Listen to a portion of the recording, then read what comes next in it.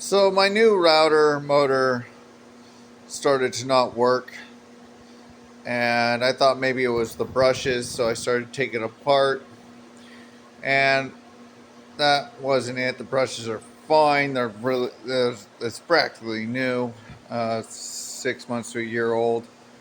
Um, so then, you know, my power to the switch,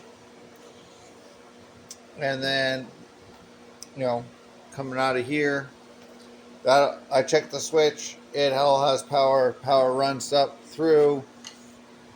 You know, up through. I'm not gonna turn it on yet, so I'll show you. I have to hold on to the motor, else it will just like fly around. But as soon as I turn on the switch, it's here. I gotta hold the motor. Turn on the switch. Turning on. I get power all the way up to here. And then out, no power. Wire to the brushes, no power. The other brush, no power. So this portion is getting power, but it's not working. It works, it kind of gives me, like, sometimes it gives me a little bit of a kick, like right there.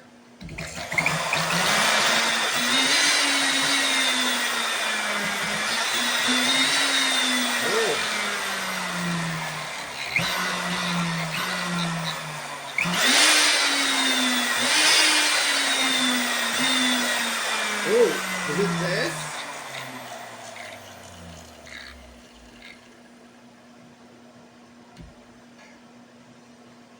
Is it these wires or is it this other thing?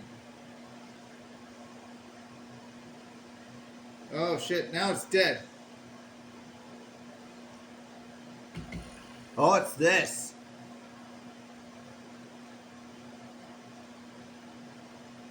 Whatever this does.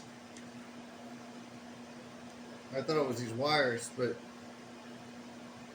I was hitting this also. Now see, it's dead. I need to call them up and get a whole new one of these. All right, thanks for watching.